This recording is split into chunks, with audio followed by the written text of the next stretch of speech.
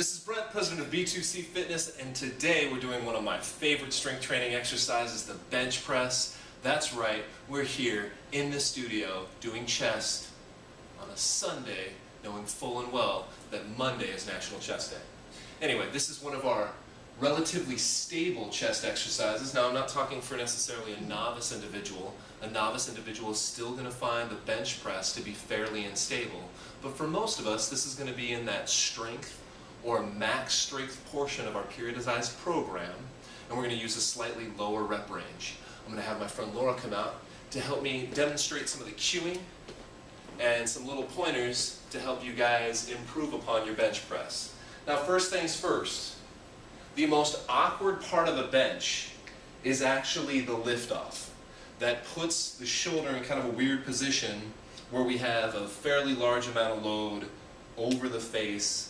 It's not directly over the shoulder, scapula, thoracic region, so it's a little harder to stabilize. It is always a good idea to have a spotter. We want to make sure that when she sets herself up, she doesn't set her chest under the bar, because that might lead to us tagging these hooks that are holding this bench up. So usually I tell people to get their eyes level with the bar so that when they pull the bar over their chest, they have plenty of clearance room here. So I'm going to have Laura go ahead and set up, grab the bar where she's comfortable.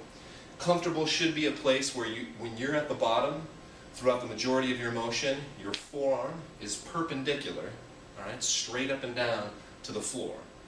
All right, so I'm going to help Laura off. I'm going to give her a little count off. So we're going to go 1, 2, 3. And I'm going to have you push off. Good.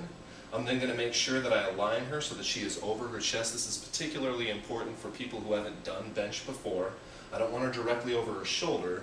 I want her more like across, not to be vulgar, but across nipple line. All right, so just a little lower than chest height. That'll help keep us from any sort of impingement that may occur in the shoulder. She's going to go ahead and lower down to wherever she's comfortable and then press right back up. I hear a lot of people talk about range of motion with the bench. Your range of motion is the largest range of motion that you can keep optimal form, and that is pain-free. So Laura, let's go ahead and show them that one more time. Good. Now let's talk about stabilization. I want her protracting as far as she can at the top.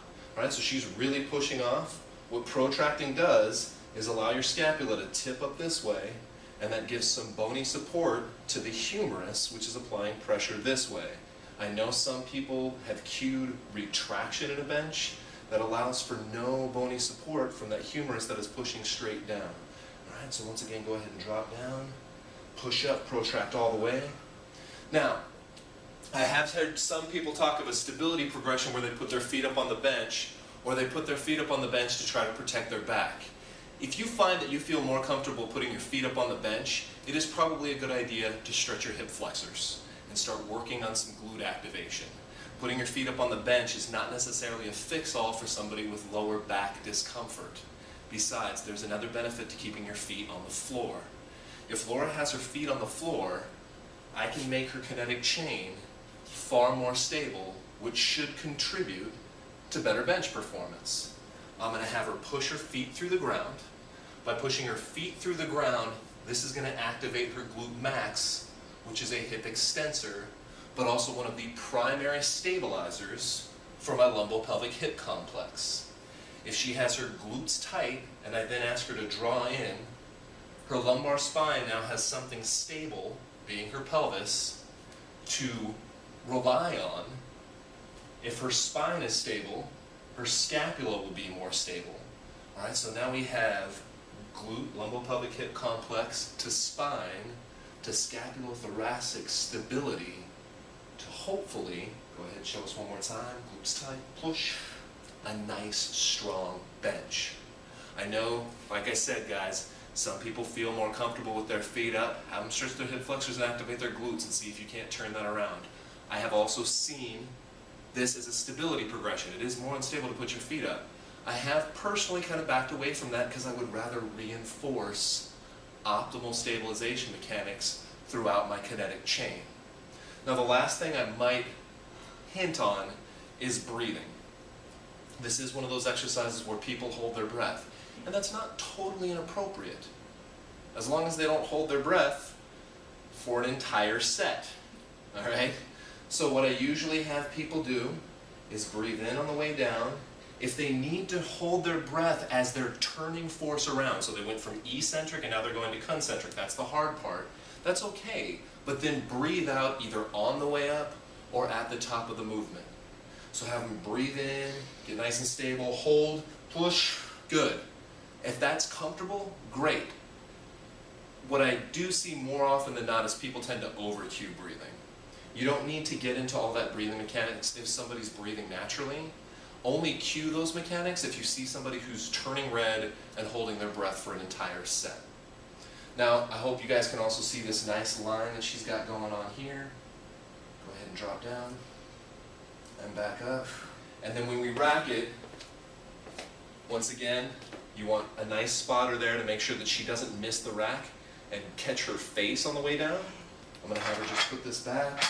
I'm going to help lead her through it. Now, last but not least, this is a dangerous exercise to do without a spotter if you're going to risk and do heavier weights. Obviously, this is a weight that Laura is very comfortable with, which allowed me to kind of walk around, which allowed me to cue her through all of this movement, which allowed me to create this educational video. If we were doing, let's say, a heavy day, I would not be standing over here.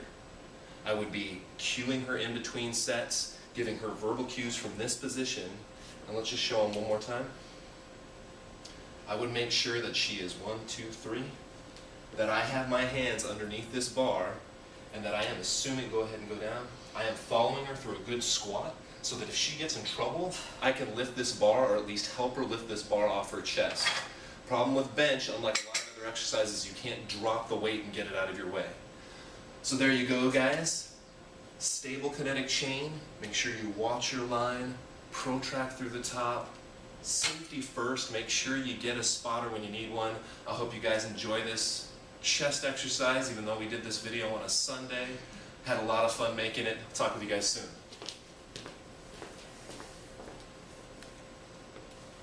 Good?